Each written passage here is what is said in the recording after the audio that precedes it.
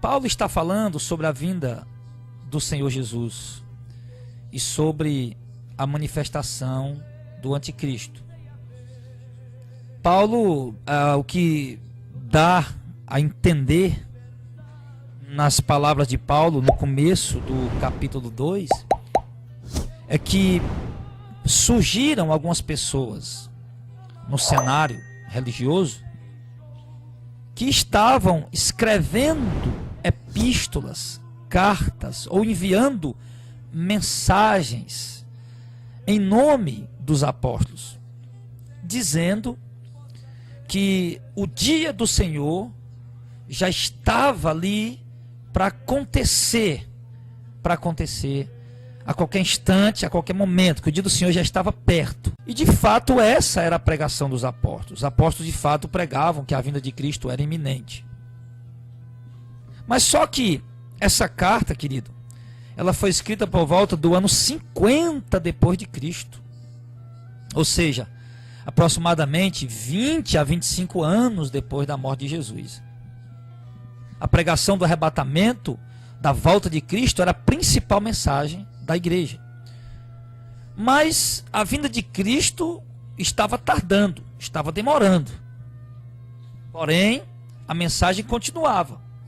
Só que nesse período, os apóstolos começaram a ter revelações do Espírito Santo. A vinda de Cristo era iminente, a vinda de Cristo poderia acontecer a qualquer momento, a qualquer instante. E algumas pessoas de mente maliciosa surgiram no meio da igreja, de fato pregando que o arrebatamento poderia acontecer a qualquer momento e impondo às pessoas uma doutrina de medo, para tornar os cristãos seguidores deles. Eles impunham o medo, a doutrina do arrebatamento e o medo, para dominar aquelas pessoas, para tornar aquelas pessoas seguidores de si. Era isso que estava acontecendo dentro daquela igreja. Pessoas querendo criar grupos, pessoas querendo criar facções dentro da igreja. E tentando atrair os discípulos para si, tornar os discípulos seus seguidores, aglomerar o maior número de pessoas em sua volta. E então esse grupo surgiu pregando esse tipo de mensagem, esse tipo de doutrina. Olha, Jesus está voltando, e impondo aí regras, doutrinas e coisas, impondo medo, e as pessoas se tornando seguidores deles. E o apóstolo Paulo toma o conhecimento disso que está acontecendo. Paulo toma o conhecimento disso que está acontecendo, e Paulo escreve uma carta aos Tessalonicenses, que eles não devem de maneira alguma se perturbarem, no verso 2. Quer seja por espírito, quer seja por palavra, quer seja por epístola, como se viesse de nós, os apóstolos, Paulo diz. Então, ou seja, o povo estava perturbado com aquele tipo de pressão que estavam dando em cima deles sobre a volta de Cristo. O povo estava sendo oprimido e perturbado com aquele tipo de pressão que estavam colocando em cima deles em relação à vinda iminente do Senhor. Iminente é uma coisa que pode acontecer a qualquer instante. Então, uma doutrina que era para trazer paz, consolo, conforto, alegria, tranquilidade, estava trazendo opressão, estava trazendo perturbação para a igreja, porque estava sendo pregado da forma errada, com propósitos errados, com objetivos errados. Então Paulo, ele escreve para os irmãos que eles devem ter cuidado. Devem ter cuidado, porque algumas pessoas estão querendo enganar os discípulos, como se o dia do Senhor já estivesse perto, e querendo talvez explorar os discípulos de alguma maneira, financeira, não sei, mas querendo explorar os discípulos de alguma maneira. Então Paulo, por isso ele diz no verso 3, ninguém de maneira alguma vos engane, porque não será assim. Ou seja, Cristo não voltará para arrebatar a igreja. Cristo não voltará para resgatar a igreja sem que antes venha a apostasia. Ou seja, Paulo está dizendo, olha, vocês não fiquem perturbados com esses camaradas que surgiram aí, oprimindo vocês com essa pregação do arrebatamento, da vinda de Cristo, Porque a mensagem da vinda de Cristo não é para oprimir ninguém, não é para pressionar ninguém, não é para perturbar ninguém, pelo contrário, é para trazer paz, consolo, conforto, esperança para a igreja. Então, para que ninguém engane vocês com essa pregação, que é verdadeira a vinda de Cristo, mas estão distorcendo esse sentido dessa pregação, e para que ninguém engane vocês, eu não quero que se mova da mente de vocês, Paulo diz no verso 2, eu não quero que se mova da mente de vocês essa esperança, mas também não quero que vocês fiquem perturbados, como se nós, um dos apóstolos, tivesse falado alguma coisa, ou escrito alguma coisa do que eles estão dizendo que nós falamos ou escrevemos. Então, para que vocês não sejam enganados, Paulo diz, eu vou dar mais 2 sinais que precedem a vinda de Cristo, para que mediante esses sinais, aí sim, aí vocês vão saber que a vinda de Cristo realmente está próxima. Então Paulo dá aqui mais 2 sinais. Jesus falou de guerra, rumores de guerra, peste, fomes, terremotos, tsunamis, desastres naturais, perseguição contra a igreja. E o povo já estava vendo tudo aquilo aconteceu que Jesus falou. Estava vendo já a perseguição contra a igreja. E a perseguição estava ainda por aumentar. Nós estamos aqui por volta do ano 50 depois de Cristo. 55. Então Paulo ele chega e dá mais 2 sinais. Olha, para vocês não ficarem perturbados com esse assunto sobre a vinda de Cristo, para vocês ficarem tranquilos, para esses camaradas não enganar vocês, é o que ele diz aqui no verso 3. Então vocês, prestem atenção em mais 2 sinais que eu vou dar. Paulo está dizendo: Cristo não virá, o arrebatamento da igreja não acontecerá, a vinda de Cristo não acontecerá sem que primeiro aconteça a apostasia. E o que é apostasia? Apostasia, os apóstatas, são aqueles que abandonam a fé na verdade. São pessoas que estiveram na verdade, que conheceram a verdade, que tiveram a revelação da verdade, mas agora não estão mais seguindo a verdade. Agora estão seguindo outras doutrinas que não são a verdade, ou então voltaram para o mundo. Esses são os apóstatas. Nós temos o exemplo de 2 apóstatas, pelo menos, vários apóstatas naquela época, mas pelo menos 2. Foram 2 irmãos que Paulo cita o nome deles, e Paulo diz que eles começaram a pregar dizendo que a ressurreição já tinha acontecido, e perverteram a fé de alguns. Então surgiu também esse tipo de heresia e causou uma apostasia. Porque no momento que foi pregado que o arrebatamento já tinha acontecido, então se o arrebatamento aconteceu, então também a ressurreição dos... Aliás, se foi pregado que a ressurreição dos mortos aconteceu, então o arrebatamento também aconteceu, então também não há mais esperança. Porque depois do arrebatamento não haverá mais esperança. E também a gente pode entrar um pouco nesse assunto hoje, mas pode continuar amanhã ou no outro dia. Então o que ele diz? Que primeiro deve acontecer a apostasia. E nós sabemos, o que é apostasia que eu estou dizendo para você é quando alguém abandona a fé no verdadeiro evangelho. Ou ele volta para as heresias, ou ele volta para o mundo. Ou então ele cria heresias e introduz dentro da sã doutrina. Eu não estou querendo dizer aqui, irmão, que todo equívoco teológico é uma heresia, de maneira alguma. Por exemplo, tem pessoas que eu amo, que eu tenho um carinho por eles, sei que são homens de Deus, pessoas que pregam a verdade, mas que tem alguns equívocos teológicos. E eu não vou dizer que ele é um herege. Não é um herege por isso. São equívocos teológicos que precisam ser revistos. Como eu já me equivoquei várias vezes teologicamente e fui rever os assuntos e vi que eu estava equivocado. Me equivoquei sobre a questão do assunto do casamento, do divórcio. Quando eu dizia que a pessoa podia divorciar e casar com outra pessoa. Me equivoquei teologicamente no assunto do dízimo, quando eu dizia que o dízimo é obrigatório, que o devorador realmente era um demônio, que não desse o dízimo estava debaixo de maldição. Então foram equívocos teológicos da minha parte e foram corrigidos. Agora, então agora eram equívocos teológicos terríveis, porque oprimiam as pessoas, né? Chegavam a ser de fato heresias perturbadoras. E outro equívoco teológico da questão do divórcio, segundo casamento, que eu acabei pregando erradamente, dizendo que Deus aceitava um segundo casamento, desde que a pessoa se divorciasse, trouxesse o cartão de divórcio. Então, teologicamente, eu tive esse equívoco, preguei isso, e isso era uma heresia louca, porque acabou induzindo pessoas aí para o pecado do segundo casamento.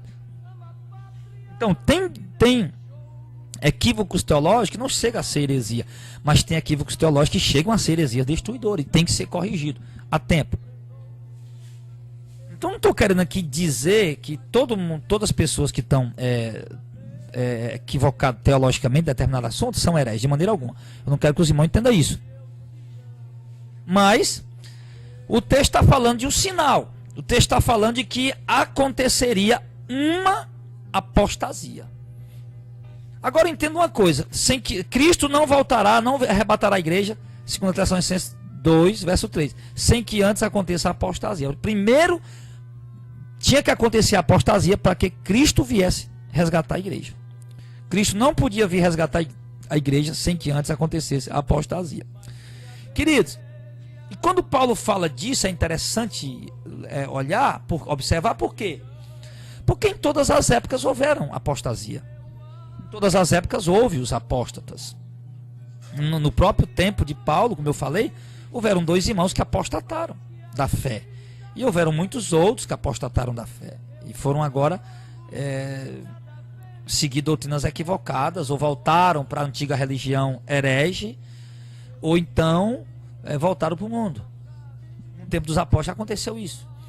Mas quando Paulo fala que antes da volta de Cristo aconteceria uma apostasia, Paulo está falando, irmão, da apostasia, da grande apostasia, da mega, da hiper apostasia, que envolveria quase toda a igreja. É isso que Paulo está falando. Como quando Jesus fala em Mateus 24, surgirão muitos falsos profetas, enganarão a muitos. Então ele está falando, naquela época houve falsos profetas? Houve, mas Jesus falou que surgiriam muitos falsos profetas, ou seja, quase todos que se diriam profetas seriam falsos profetas. Então quando ele dá um sinal desse tipo, ele está falando que seriam muitos realmente. Então Paulo está falando de uma apostasia, irmão, que realmente seria uma apostasia assustadora, de uma apostasia de algo grande, de algo que teria força, muita força. Que essa apostasia ela começou a acontecer no final do século XX e tem se estendido agora até esse tempo do século XXI. Nós já estamos aqui no ano 2016 e essa apostasia desse tempo, dessa geração, desse século, ela tem apenas cada vez mais aumentado. Ela tem, a apostasia dessa geração, meu irmão, desse século, ela tem crescido cada dia mais que se passa. Todo dia que você liga a televisão, a rádio, que você procura conhecer mais dessas igrejas que se diz ser a igreja de Cristo, meu irmão, aqui você descobre novas heresias, mais apostasia. Você vê cada vez mais o povo deixando de seguir a verdade para seguir o engano, para seguir o erro. Foi o que Paulo disse, né? Em 1 Timóteo, no capítulo 4. O Espírito expressamente diz que nos últimos tempos apostatarão alguns da fé, dando ouvido a espíritos enganadores e a doutrinas de demônios. Então Paulo fala que haveria essa apostasia por conta dos espíritos enganadores, da doutrina de demônios, né? Ou seja, doutrina de demônio o quê? Doutrina o quê? Aquilo que ensina. Doutrina de demônio, ou seja, os espíritos imundos estariam por trás de alguns ensinamentos. Isso causaria uma apostasia.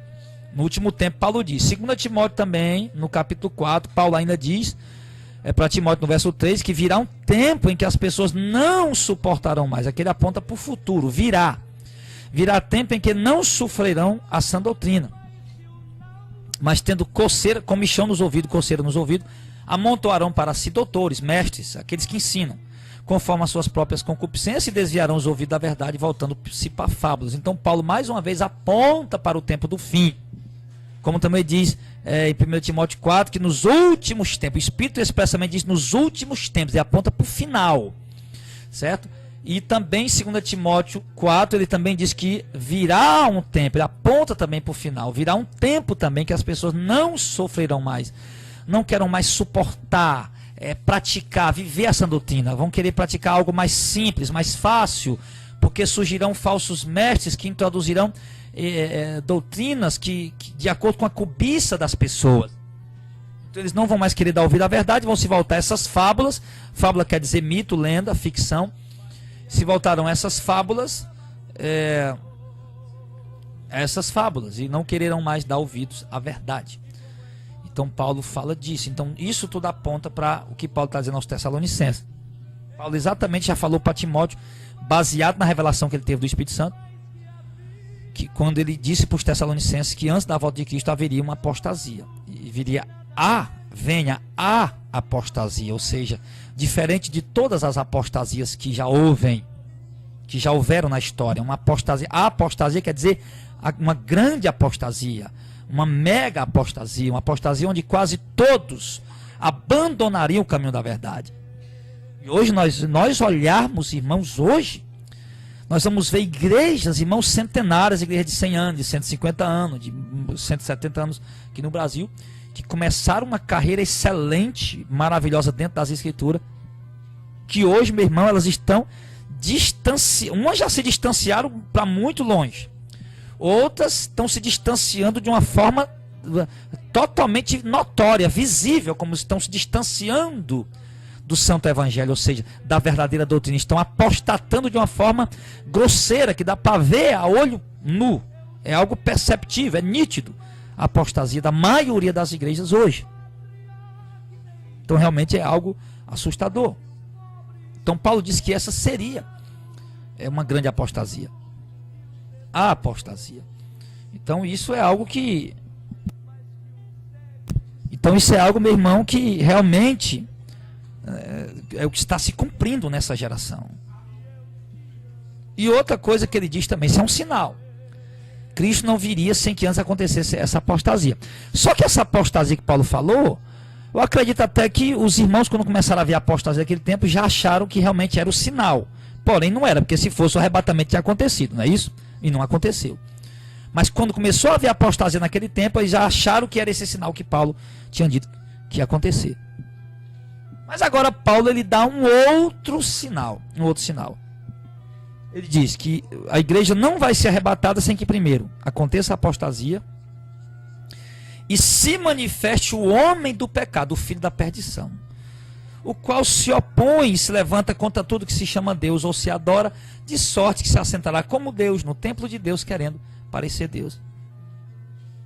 Nós sabemos, irmãos, que outro detalhe também importante, que agora Paulo está dizendo que um outro sinal é que ia surgir o homem do pecado, o filho da perdição, aquele que nós chamamos de o anticristo, ou o antimessias, aquele que vai contra Cristo, se opõe a Cristo, que tenta assumir o lugar de Cristo, que tenta tomar o lugar de Cristo, tenta se transfigurar na imagem de Cristo. Então Paulo fala sobre este homem, este personagem. Ele se refere a um homem, a um ser. Mas o apóstolo João falou sobre vários anticristos. Ele diz lá em 1 João capítulo 2, no verso 18, ele diz: filhinho, é já a última hora, como vistes que vem o anticristo, também agora muitos se têm feito anticristos, por onde conhecemos que já é a última hora. Então João também achou que aquela era a última hora, porque ele estava vendo que muitos estavam se fazendo anticristo. Mas ele mesmo diz aqui, vocês ouviram que vem o anticristo. Então de fato viriam muitos anticristos, mas também haveria o anticristo, que esse é o que Paulo se refere e o que João se refere também. Então João acreditou que estavam vivendo a última hora, por causa dos muitos anticristos que estavam se manifestando. Mas havia uma revelação de muitos anticristos, sim, mas havia uma revelação falando de um anticristo. Um anticristo. Depois dos muitos anticristos surgiria o anticristo. O anticristo. O principal, o maior. Aquele que as escrituras dizem em Apocalipse capítulo 13, aquele que viria, que se levantaria do meio dentre 7 reis. Ele já teria reinado como os 7 reis, agora seria ele o 8º rei, procedendo dos 7. Esse seria o anticristo. Está em Apocalipse capítulo 13. E ele teria poder sobre todas as nações, tribos, povos e línguas, inclusive para fazer guerra aos santos e vencê-los. Como também disse o profeta Daniel, e como também disse o apóstolo João em Apocalipse capítulo 13, que ele faria guerra aos santos e venceria. Então, ele está dizendo aqui que antes do arrebatamento, Primeiro deve se manifestar a apostasia e também o anticristo. O anticristo. Então a igreja ficou ligada nesses sinais. E Paulo diz mais, preste bem atenção. A igreja ficou esperando agora esses dois sinais. Não, então tudo bem, agora ninguém vai enganar mais a gente, que nós temos mais dois sinais novos para observar. Primeiro, a apostasia. Sim, tudo bem, vamos estar de olho nas guerras, nos rumores de guerra, nas fomes, peste, praga, terremoto, isso não. Mas vamos também estar de olho na apostasia e na manifestação do homem do pecado, o filho da perdição, ou seja, do anticristo. Vamos estar de olho agora nisso. E como é que nós vamos saber? Vamos conhecer o anticristo.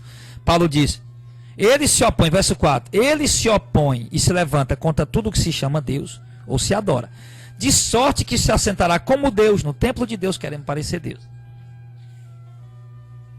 Ou seja, ele está falando aqui, querido, que a igreja só vai ser tirada depois da manifestação do anticristo. Então, é um equívoco teológico dizer que a igreja vai ser tirada antes da manifestação do anticristo. É um equívoco, é um equívoco. Pastor, e o que é que o anticristo... Sim, o texto é claro, não é? O texto é claro. De maneira alguma Cristo voltará sem que antes venha a apostasia e se manifeste o anticristo, o homem do pecado, filho da perdição. Então, meu irmão, se o texto está dizendo que a igreja só vai subir depois da manifestação do anticristo, então é um sinal a manifestação do anticristo. Ah, mas porque a igreja não vai passar por uma tribulação. A igreja vai passar por uma tribulação. Agora, estou falando de uma grande tribulação. A grande tribulação, como a gente já falou. Mateus 24, Marcos 13, Lucas 21, fala de uma grande tribulação que viria contra o povo judeu, que seria, para se cumprir as profecias, seria um tempo de ira contra esse povo, certo? Está em Lucas, capítulo 21, vamos ver aqui, deixa eu pegar, vamos ver aqui essa tribulação. Lucas, capítulo 21, ele diz: mas quando vi Jerusalém cercada de exército, sabei que é chegada a sua desolação. E os que estiverem na Judéia, que fujam para os montes, que estiverem no meio da cidade, que saiam. Os que estiverem nos campos, que não entrem nela. Que ele está falando da grande tribulação. Que está lá em Mateus 24, também, do 15 ao 18, e Marcos 13, do 14 ao 23. Porque dias de vingança são estes, para que se cumpra todas as coisas que estão escritas. Mas ai das grávidas que criaram naqueles dias, porque haverá grande aflição na terra e ira sobre este povo. Sobre este povo, o povo judeu.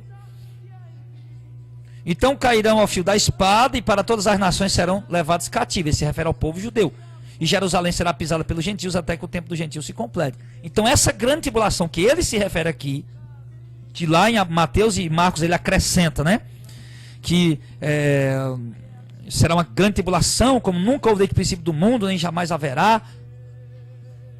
Enfim, então ele fala isso.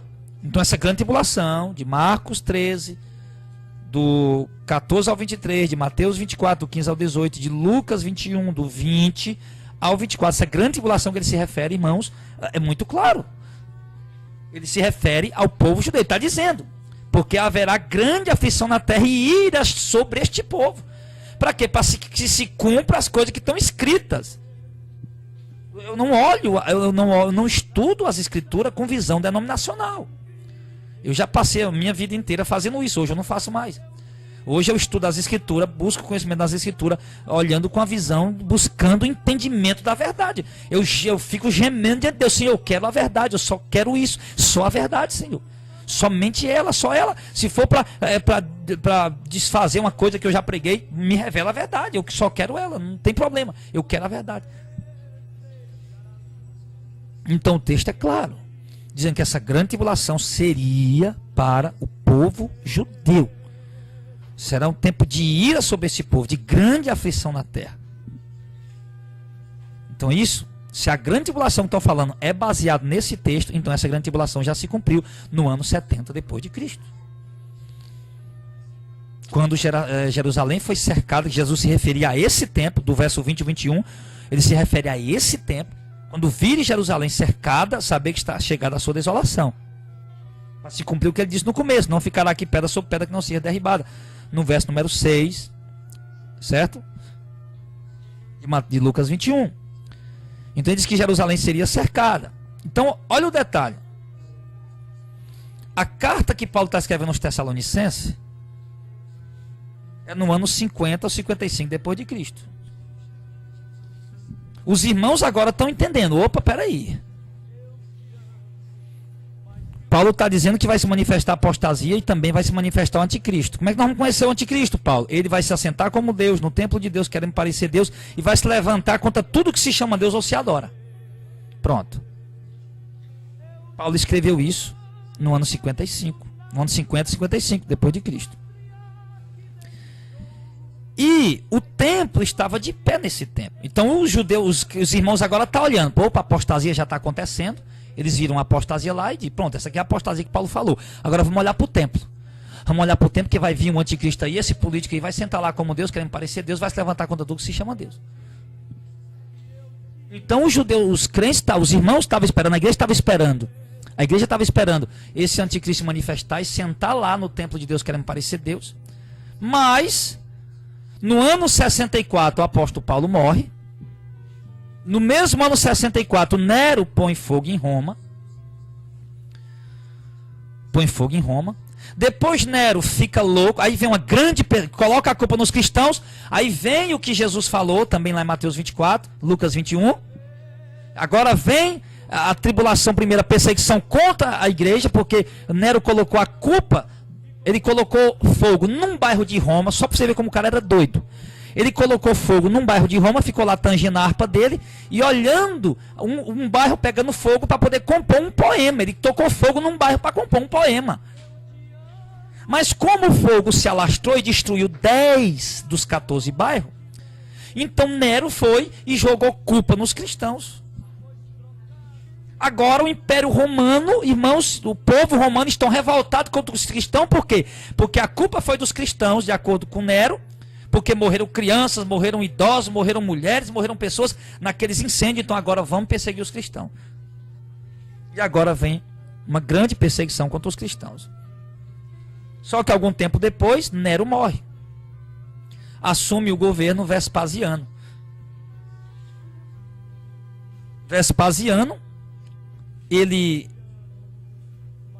desencadeia uma grande perseguição contra os judeus. Inaugura ali o Coliseu. Quando inaugura o Coliseu, eles matam mais de 10 mil cristãos ali na arena do Coliseu. Os cristãos morrendo ali era o espetáculo, né? O grande espetáculo, os cristãos sendo devorados por feras, por cachorros, por touros, por leões, e pisoteados pelos touros, depois decapitados ou mortos ao fio da espada, mordidos, eles eram cobertos com pele de ovelha, mordidos pelos cachorros, depois eles eram decapitados ou mortos ao fio da espada. Enfim, aí vem essa perseguição. Só que antes Nero já tinha matado muitos deles, crucificado, tinham amarrado eles em postes e tocado fogo neles vivos, para iluminar tanto o jardim de Nero como as ruas de Roma. Aí vem essa perseguição. Então Jesus disse que viria essa tribulação para a igreja. A igreja está sendo perseguida brutalmente, violentamente. Mais de 10 mil cristãos morrem numa festa de 100 dias que Vespasiano dá ali para inaugurar o Coliseu. Aí chega o ano 70, com toda a perseguição está acontecendo, apostasia, muitos irmãos apostatando porque não querem morrer, não querem ir para a fogueira, e os irmãos, os crentes vendo ali, opa, a apostasia está aí, né? Outros morrendo, mas outros apostatando, outros se curvando diante da adoração ao imperador, outros se curvando diante de outras imagens, com medo de morrer. A apostasia está ali. Agora eles ficam esperando o quê? O anticristo se levantar como Deus, se assentar no templo de Deus, porque até agora isso não aconteceu. Aí de repente no ano 70 chega o futuro imperador, o general Tito. General Tito, ele chega em Jerusalém por causa de uma rebelião que houve. Jerusalém está ainda debaixo do jugo de Roma. Então o general Tito soube de uma grande, o império soube de uma grande revolução que está havendo lá em Jerusalém, envia o general Tito com tropas. Eles cercam a cidade por 3 meses, algumas pessoas morrem de fome, os soldados ficam fracos, sem comer, sem ter quase água para beber, as mulheres começam a cozinhar seus filhos, pessoas começam a comer carne de jumento, os animais tudo tem lá e começam a comer. Os soldados estão fracos, se despreparados para a guerra, quando o cerco de 3 meses... Quando eles veem que o povo já está debilitado, então o general Tito vem, dá ordem, eles entram dentro da cidade e tomam a cidade. Tomam a cidade, matam mulheres e crianças, morre muita gente nesse tempo. Muitos historiadores dizem que foi um tempo de maior aflição, maior ainda do que os 6 milhões de judeus que foram dizimados pelo Hitler. Foi um tempo de grande aflição, de grande angústia. Então... o general Tito mata aquele povo, mas ele quer o ouro que está no templo. E ele diz, olha, eu quero aquele ouro que está no templo ali. Ele diz, olha, então, tinha uma ideia, vamos encher o templo de cadáver, de coisa, de combustível, de madeira, de tudo, vamos tocar fogo. Aí o ouro derrete, a gente vai e pega o ouro do meio da cinza. General Tito, tudo bem, pode fazer desse jeito, volta para Roma, enquanto os seus soldados e autoridades ficam ali fazendo esse trabalho. Tocam fogo. De fato, o templo pega fogo, encheram de cadáver de gente até o teto, madeira e tudo mais. Tocam fogo, o ouro de fato derrete, e ali, mas acontece o inesperado. O ouro, ao invés de se unir à cinza, ele derrete e vai para debaixo dos alicerces do templo. O general Tito está informado que o plano deu errado para tirar o ouro, porque o ouro derreteu de fato, mas desceu para debaixo do alicerce. Então o general Tito dá ordem que eu quero esse ouro. Então derrubem o templo e tirem o meu ouro. Então ali, por isso, eles tiram todas as pedras do templo. E não sobra uma pedra sobre pedra. Por quê? Porque o ouro ficou embaixo do alicerce. Então, como ficou embaixo do alicerce da fundação, teve que tirar todas as pedras para poder extrair aquele ouro. Então houve essa grande tribulação também para o povo judeu, que é isso que eles estão se referindo aqui, muito claramente. Não tem isso aqui, não tem conjectura, não tem como dizer outra coisa. É o que o texto está dizendo. Essa é a grande tribulação que Jesus se referiu. Grande tribulação contra esse povo é um tempo de ira, é um tempo de vingança para se cumprir as profecias. E grande tribulação porque o povo de Israel é disperso por todas as nações, como ele diz em Lucas 21. E eles passam a maior diáspora de toda a história do povo judeu. O povo judeu nunca passou tanto tempo fora da terra deles. Passou 70 anos na Babilônia, mas voltou de novo. Agora eles passam quase 2000 anos.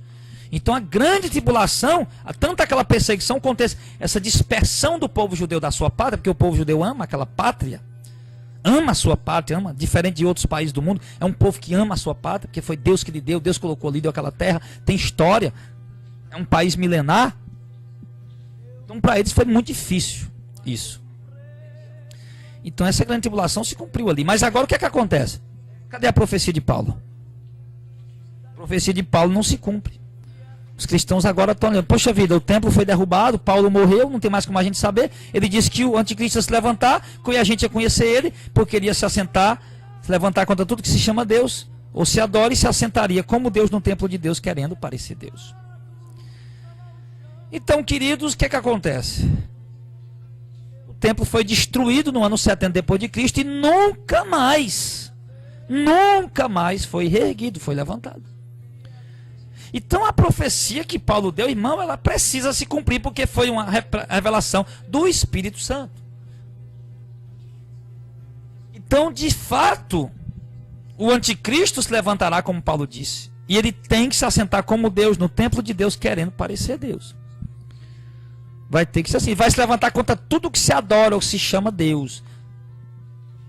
Ou seja, ele não vai aceitar essas idolatrias que tem aí, essa imagem ao São Francisco, o Padre Cícero Santos Expedito. Às vezes o irmão pergunta, pastor, por que Deus não derruba essa imagem aqui do São Francisco aqui do Canindé? Eu digo, para quê? Deus vai derrubar isso aí? Isso aí para ficar de testemunho contra o povo. Mas o anticristo, quando se levantar, aí sim, ele não vai aceitar nada disso. A imagem que tem que ser adorada é a dele. Como as escrituras dizem em Apocalipse 13. Vai mandar fazer uma imagem a ele, para que ele seja adorado. Ele vai se levantar contra tudo que se chama Deus ou se adora. Ele vai se assentar como Deus, no tempo de Deus, querendo parecer Deus.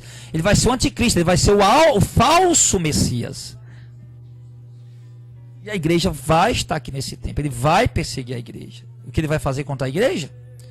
A igreja, quando ele se levantar, Paulo está dizendo muito claramente que a igreja só vai sair daqui quando o anticristo se levantar, se manifestar.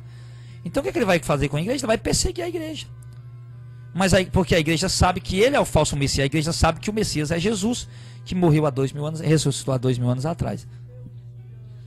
E a igreja vai saber que ele é o falso, que ele é o anticristo, ele é o falso Messias. Então essa grande perseguição que virá no último tempo é exatamente contra a igreja. Porque as pessoas tentaram unificar o mundo, tentaram unificar a moeda, tentaram unificar as nações, tentaram unificar o comércio, nunca conseguiram. Tentaram trazer paz para o mundo, nunca conseguiram, e ele vai conseguir. Ele vai conseguir. Só que ele vai conseguir isso através de engano. E blasfemando contra Deus. O povo está maravilhado. No capítulo 13, no verso 4, diz: adorar o dragão que deu à besta o seu poder, e adoraram a besta que é o anticristo. Junto com os seus líderes políticos. Mas ele é o anticristo, ele é o chefe, é o líder. E dizendo, o povo vai dizer: quem é semelhante à besta, quem pode batalhar contra ela? Por causa das grandes obras que ele vai fazer. Foi-lhe dado uma boca para proferir grandes coisas e blasfêmia, e deu-se-lhe poder para continuar por 42 meses. E abriu a boca em blasfêmias contra Deus e para blasfemar do seu nome e do seu tabernáculo e dos que habitam no céu. Vai blasfemar por quê? Porque ele vai assumir o lugar do Messias, o lugar de Deus. E vai dizer que ele é o próprio Deus. Porque ele vai realizar feitos pela permissão de Deus, claro. Daniel diz que ele vai fazer tudo o que ele quiser e vai ser próspero no que ele quiser até que o tempo da ira se complete. Então os grandes feitos que ele vai realizar, as pessoas vão achar realmente que ele de fato é a personificação de Deus, quando na verdade é a personificação de Satanás. Então no verso 7 diz que foi permitido fazer guerra aos santos e vencê-los, e deu-se-lhe poder sobre toda tribo, língua e nação. E adoraram todos que habitam sobre a terra, esses cujo nome não estão escritos no livro da vida do Cordeiro que foi morto desde a fundação do mundo. Então, e se alguém tem ouvidos, ouça. Se alguém levar em cativeiro irá. Se alguém matar a espada, necessária é que a espada seja morto. Aqui está a paciência e a fé dos santos. Quando ele diz aqui está a paciência e a fé dos santos, ele está se referindo à igreja que ainda não foi arrebatada. A igreja vai ter que passar por esse momento, essa tribulação, por essa aflição. Vai ter que passar por esse momento, por essa tribulação, por essa aflição, ainda antes da volta de Cristo. E nós podemos dizer que é sim uma grande tribulação para a igreja atual, porque hoje a igreja está sendo perseguida na China, na Coreia do Norte, no Irã, em outros países. Mas não é uma perseguição mundial ainda, não é uma grande tribulação ainda para a igreja, porque ainda não é uma perseguição ainda em todo o mundo. Porque essa perseguição no tempo do anticristo vai vir contra a igreja em todo o mundo. Porque ele vai unificar as religiões. Você vai ver que depois ele aparece no Senado de novo no capítulo 17. Uma prostituta montada sobre essa besta. Essa prostituta é a igreja apóstata, o sistema religioso herege. É a igreja ecumênica, unificada, a igreja ecumênica, as religiões juntas, que ninguém prega mais contra ninguém rebate mais a doutrina de ninguém, cada um não, vamos se unir e tal, o que importa é a paz. Então essa prostituta, que é esse sistema religioso, essa igreja aí caída, prostituta, que trai a Deus, vai montar na besta, vai andar junto com ela, eles vão ter aliança. Então, mas nesse tempo, a igreja do Senhor vai estar aqui pregando contra isso. Então ela vai ser a única que vai ser perseguida, porque é a única que aparentemente está sendo rebelde, está sendo insubmissa ao governo daqueles que eles pensam que é o Messias. Então, meu irmão, a igreja vai estar aqui. A igreja vai passar por isso, vai sofrer isso. Nós temos que se preparar para isso, meus amados. Nós temos que nos preparar. A igreja primitiva passou por isso, sofreu isso. E a igreja do arrebatamento vai passar por isso, vai sofrer isso. Aí o texto é muito claro. Eu não estou forçando, eu estou lendo versículos. Eu não estou fazendo tipologias, forçando textos a dizer o que eles não estão dizendo. Eu não estou usando tipologias que Jesus não deixou para se usar. Eu estou apenas lendo os versículos muito claramente. Não, pastor, mas esse povo quer ser perseguido é o povo da segunda chance. Que segunda chance, meu irmão? Pelo amor de Deus. Que segunda chance? Não vai haver segunda chance. Essa doutrina de segunda chance, meu irmão, é uma das doutrinas que tem muita força dentro das igrejas, mas não tem respaldo bíblico algum. Não tem nenhum versículo da Bíblia que apoie esse negócio de que vai haver uma segunda chance. Apocalipse 14, ele diz aqui, verso 9: e seguiu o terceiro anjo dizendo com grande voz: se alguém adora a besta, a sua imagem, recebeu o sinal na testa ou na mão, também o tal beberá o vinho da ira de Deus que se deitou, não misturado no cálice da sua ira. E será atormentado com fogo e enxofre diante dos santos anjos e diante do Cordeiro. E a fumaça do seu tormento sobe para todo sempre, e não tem repouso nem de dia nem de noite, os que adoram a besta, a sua imagem, aquele que recebe o sinal do seu nome. Aqui está a paciência dos santos, e aqui estão os que guardam o mandamento de Deus e a fé em Jesus Cristo. E ouvi uma voz do céu que dizia: bem-aventurados os mortos, que desde agora morrem no Senhor, sim, diz o Espírito, para que descansem dos seus trabalhos e as suas obras o sigam. Então preste bem atenção.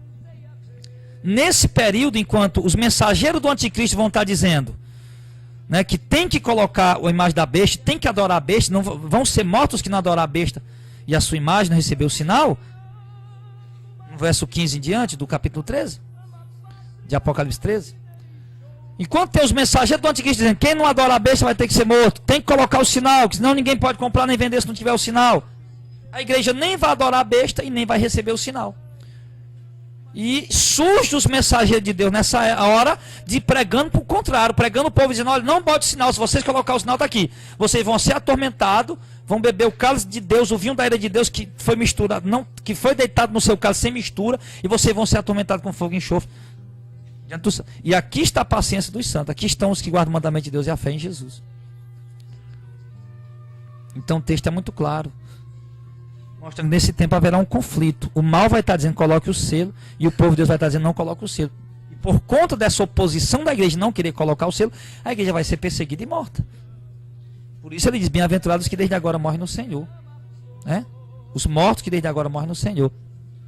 E isso para quê? O que está em Apocalipse capítulo 6, ele diz aqui: e havendo aberto o quinto selo, vi debaixo do altar a alma dos que foram mortos por amor à palavra de Deus, por amor do testemunho que deram. E clamaram com grande voz, dizendo: até quando o verdadeiro e santo dominador não julga, nem vinga o nosso sangue dos que habitam na terra? E a cada um foi dado uma comprida veste branca, e foi lhe dito que repousasse ainda um pouco de tempo, até que também se completasse o número dos seus conservos e seus irmãos que haviam de ser mortos como eles foram. Ou seja, ele está falando que aqueles que estão sendo martirizados, tanto na igreja primitiva, como os que foram martirizados agora, nesses tempos passados, sim, estão clamando debaixo do altar de Deus, pedindo justiça. E ele diz aqui: não, vistam a veste branca, descansem um pouquinho mais, porque tem que se cumprir o número dos que tem que ser mortos, como vocês foram mortos. Ou seja, vocês foram assassinados, vocês foram martirizados, e tem que muitos outros também morrerem também, até que se cumpra o número. E esse número, claro, tem morrido em todas as épocas, ainda hoje tem morrido pessoas pelo nome de Jesus. Mas esse número vai se completar mesmo aqui, nessa manifestação do anticristo. Aí algumas pessoas dizem: não, pastor Adel, mas nesse tempo o Espírito Santo vai ser tirado com a igreja, e então eles vão ter uma segunda chance, eles vão ter que morrer pelo nome de Jesus para poder ser salvo. Deixa eu lhe perguntar uma coisa: se o Espírito Santo foi tirado com a igreja, como é que eles vão poder se converter se o homem se converte pela operação direta do Espírito Santo, mediante a exposição do verdadeiro evangelho? Se o Espírito Santo não estiver mais aqui, não haverá mais verdadeiro evangelho sendo pregado. Porque ninguém pode discernir a palavra de Deus se não for pelo Espírito Santo. Então, se o Espírito Santo foi tirado com a igreja, as pessoas não têm como se converter. E ele vai ser tirado com a igreja, não tem como as pessoas se converter. Segundo, você diz: não, mas se eles morrerem, se eles morrerem para não botar o selo, então eles vão poder ser salvos. Como?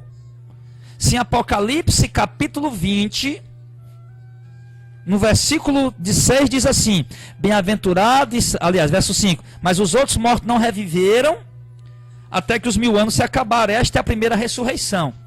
Bem-aventurado e santo aquele que tem parte na primeira ressurreição. Sobre este não tem poder a segunda morte, mas serão sacerdotes de Deus e de Cristo, e reinarão com ele 1000 anos, para depois reinar para todos sempre, né? Como está escrito lá em Apocalipse capítulo 21, no verso 22, no verso número 5. Então entenda uma coisa. Como é que eles vão poder ser salvos? Não, se eles morrer pelo nome de Jesus no tempo da perseguição do anticristo, esse povo aí, pastor Radel, não, a igreja já foi arrebatada. Esse povo aí é o povo da segunda chance. Eles vão ter que morrer para poder ser salvos. Como, meu irmão?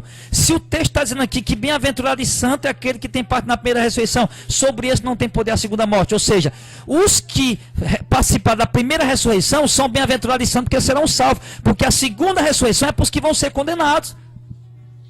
E como é que essas pessoas que morrerem, já que a igreja foi arrebatada, que você está dizendo, e essas pessoas vão morrer para poder ter salvação no período do anticristo, como é que eles vão ressuscitar para ser salvos se o arrebatamento já aconteceu e a primeira ressurreição acontece quando? Mediante o arrebatamento.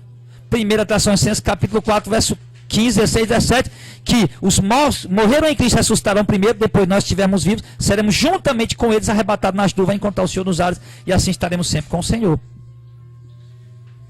Ou seja, Paulo está dizendo, na hora do arrebatamento, vai acontecer a ressurreição dos mortos. Primeiro os mortos ressuscitam, depois se unem aos cristãos que estão vivos, os fiéis, e serão juntos mortos, ressuscitados, e os que estiverem vivos serão juntos arrebatados e encontrar o Senhor nos ares. Então como é que vai haver outra ressurreição agora para essa salvação, para aqueles que morrer? Então, meu irmão, é um equívoco. É um equívoco. É um equívoco grave, grande. E precisamos consertar. Abrir o entendimento para isso. Então, amados, não se engane, não se iluda. O arrebatamento, a igreja vai ver o período do anticristo. A igreja vai estar aqui. Pastor, e os judeus? Os judeus se convertem na sexta trombeta, na manifestação das duas testemunhas. A palavra de Deus é muito clara, dizendo que Deus vai tratar com os dois igual. Ele veio para tirar a barreira de inimizade e tornar os dois um só povo. Gentios e judeus, um só povo, uma só igreja. Então, antes do arrebatamento, na sexta trombeta, no capítulo 11 de Apocalipse, fala que vai surgir duas testemunhas lá na praça da grande cidade, que é Jerusalém, e vão pregar. E nesse tempo, elas vão ser mortas pelo anticristo, que vai se levantar nesse momento. Elas vão ser mortas. E elas vão ser mortas porque elas atormentaram o mundo com a sua pregação. Mas quando elas ressuscitarem, subir ao céu, aí a Bíblia diz que o povo deu glória a Deus, os judeus se arrependeram. Agora se arrependeram, os judeus eleitos, os judeus que vão ser salvos. Nem todo judeu vai ser salvo, assim como nem todo gentil vai ser salvo. Então os judeus que vão ser salvos vão se arrepender nesse tempo. Aí vão se unir à igreja de Cristo espiritualmente, e assim vão se tornar igreja. E Cristo virá arrebatar a sua igreja, sendo gentios e judeus no mesmo instante. Os judeus não vão ser salvos depois, vai ter outra coisa depois para os judeus, não. Então, irmãos, o texto é muito claro em dizer que a igreja só será tirada depois da manifestação do anticristo. Paulo diz, de maneira alguma ninguém vos engane. Cristo não virá assim que primeiro aconteça a apostasia e se manifeste o anticristo, o homem do pecado, o filho da perdição. Eu não estou pregando aqui para agredir ninguém de maneira alguma. Estou pregando aqui para tentar esclarecer. Eu vi alguns equívocos de alguns irmãos, estou tentando esclarecer. Estou tentando esclarecer. Porque o nosso objetivo é isso. Eu até conversei com o Auricélio. Eu combinei com o obreiro Auricélio, o obreiro Gilmar, o obreiro Jackson, o irmão Johnny, o obreiro Johnny. A gente vai se reunir num lugar e vamos debater pacificamente os assuntos escatológicos, certo? E cronológicos da vinda de Cristo, para que nós possamos compreender essa doutrina, nós 5 estudando, e possa compreender melhor essa doutrina para poder trazer para a igreja. É melhor a gente sentar ali, não vamos sentar para discutir, eu que estou certo, você está errado. Não é isso o nosso problema. Vamos sentar para buscar entender. Um vai falar uma coisa, outro vai falar outra, e a gente vai vendo direitinho texto com texto, versículo e tal, e vamos chegar ali realmente o que as escrituras dizem, para poder trazer da forma correta para a igreja. Certo? Sem conjecturas mirabolantes, mas procurar trazer realmente dentro daquilo que as escrituras dizem, tá bom? Então, irmãos, então é isso. Então, a igreja precisa se preparar para esse momento. Vai ser um tempo difícil para a igreja. Vai ser um tempo muito angustiante para essa igreja de hoje, né, no mundo. Porque o povo acha que Jesus vai arrebatar a igreja do jeito que está, as coisas molinho do jeito que está. Primeiro ele vai ter que passar a gente no fogo. Primeiro vai ter que passar a gente na peneira. Primeiro vai passar a gente por essas tribulações que virão. Você acha que está havendo tribulação na sua vida? Tem as nossas tribulações diárias. Mas a tribulação para a igreja do arrebatamento ainda está por vir, irmão. E a tribulação para a igreja do arrebatamento será exatamente quando manifestar-se o anticristo. Vai ser o principal inimigo dele. É o povo de Deus, porque ele tem ódio de nós, porque nós somos o próprio Cristo. A igreja é o próprio Jesus aqui na terra. Então ele vai ter ódio da igreja, vai tentar destruir a igreja de todo jeito. Claro que nesse tempo alguns vão apostatar, vão negar, né? Mas o povo escolhido de Deus vai estar preparado para morrer pelo nome do Senhor. E claro, no meio das mortes, se completando o número dos que tem que morrer, como diz Apocalipse capítulo 6, no quinto selo. Então, quando acontecer esse momento, aí virá o arrebatamento.